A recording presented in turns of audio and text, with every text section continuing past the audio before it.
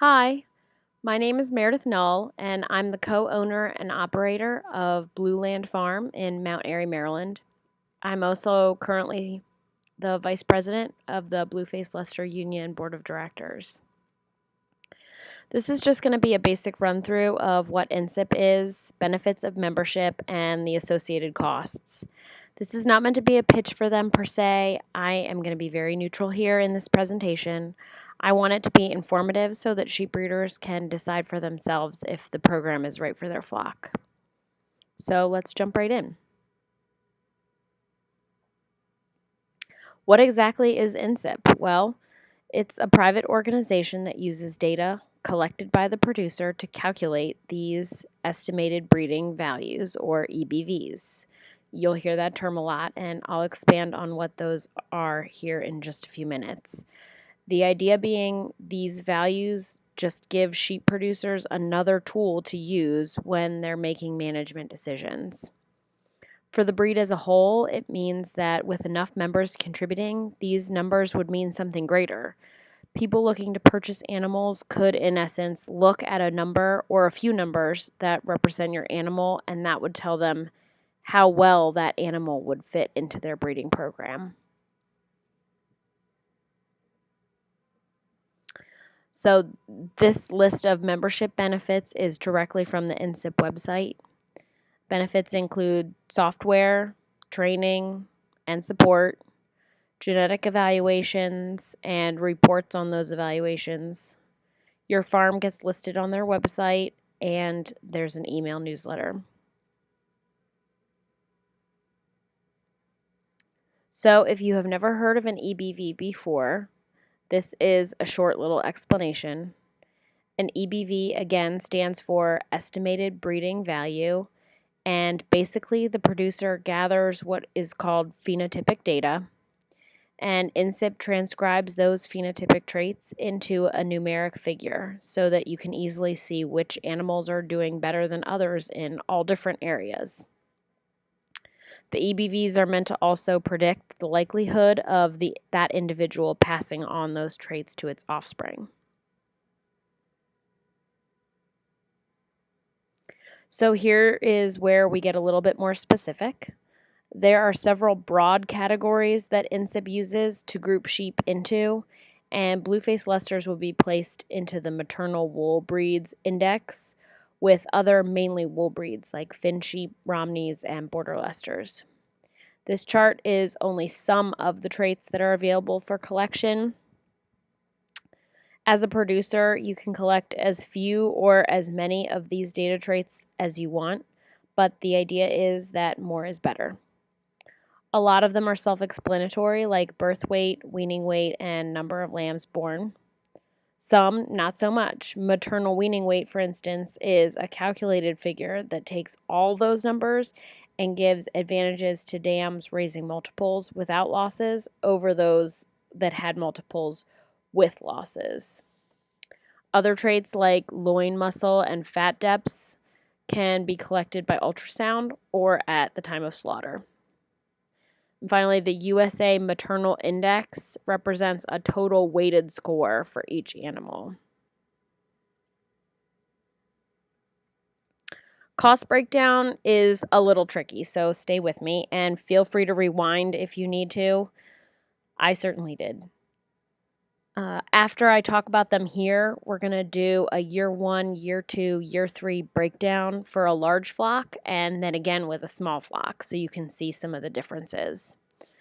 There are 3 fees associated with membership. The first is a yearly fee of $100, no matter who you are, small or large. Next is the breeding ewe fee, that is a per ewe fee. You pay $2.50 per bred ewe that's in your flock. So obviously a larger flock will pay more than a smaller flock here. The third fee is a database fee, and here's where it gets tricky. You will pay $3 for every animal that enters the system once. That means all the lambs and adult animals you're collecting information about gets charged this $3 fee at the beginning of their life, and then never again. Your first year, your breeding ewes will incur this one-time database fee instead of the $250 breeding ewe fee per year. So this is probably why in your first year of membership, they offer a $100 yearly fee goes towards your database fees to help offset that a bit. That's pretty confusing, but the yearly breakdown helps clear it up. So let's look at those.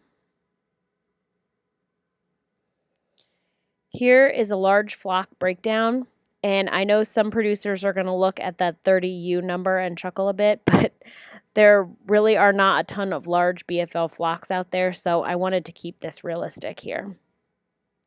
So a 30U flock. You can see the first year the database fees for the ewes is 100% offset with the yearly fee, and also some of the lamb database fees are as well. I assumed a 175% lambing each year for these flocks, by the way. So here you can see those 30 ewes had 52 lambs, and with everything said and done, you're paying $246 for your first year. That breaks down to $8.20 per ewe that first year. The following year looks a little different since that yearly fee doesn't go towards any of the per sheep fees. So the yearly fee will also be added to your breeding ewe fee, and then your lambs will get charged the database fee. So total cost for the year is $331, and the cost per ewe is $11.03. Here in the large flock, year 3 looks exactly the same as year 2, but in the real world, lambing percentages aren't so precise, so your yearly fees you could expect to fluctuate slightly.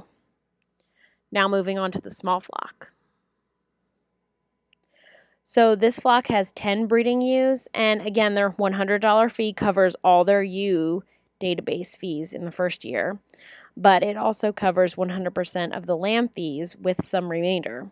So the total year cost for this small flock is $100, which breaks down to $10 per ewe. Year 2, that $19 remainder carries over and again covers a few of the lamb's database fees. The breeding ewe fees are added to this year, so you'll see the yearly cost going up just a little bit to $157, upping the per ewe cost to $15.70. Finally, in year 3 with the small flock, we see the costs leveling off since there's no more deposit to carry over and the producer is paying the yearly fee, the breeding ewe fee on all animals, and the and then also the lambing database fees. So your cost per year is $176 with the cost per ewe that ends up being higher in year 3 for the smaller flock than for the larger flock. So let's sum all of this up.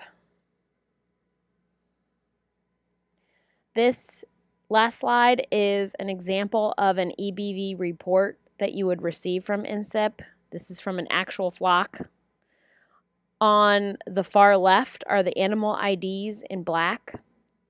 The percentage inbreeding is also included, and in the column to the right of that, you can see each animal has a breakdown of all the traits. The black numbers here are the actual EBV values, and the gray numbers are the accuracy percentages. All of the abbreviations in the headings stand for given traits. For instance, BWT is birth weight, WWT is weaning weight, and so on. This is just an example.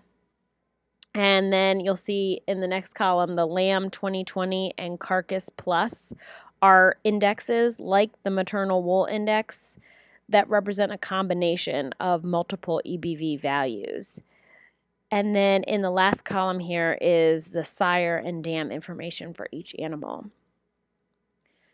These EBVs are all estimated, and your personal flock management can have an impact that may not be visible initially. So because of this, larger flocks are going to get more accurate numbers than smaller ones. And as an extension of that, individual ewes will with more offspring will have higher accuracy than younger ewes with fewer offspring. Overall, NSIP can be a valuable management tool that may or may not be right for your flock, but it's important to have a deeper understanding of its inner workings before you decide if it's right for you. So I hope that this presentation helped you get a little bit closer to that. I understand all of this is very complicated because it's taken me a while to really fully grasp it. So if you have any questions, leave them below in the comments and I'll do my best to answer them. If I can't answer your question, I will try and get a hold of the NSIP representative and have them answer them for you. Thanks so much.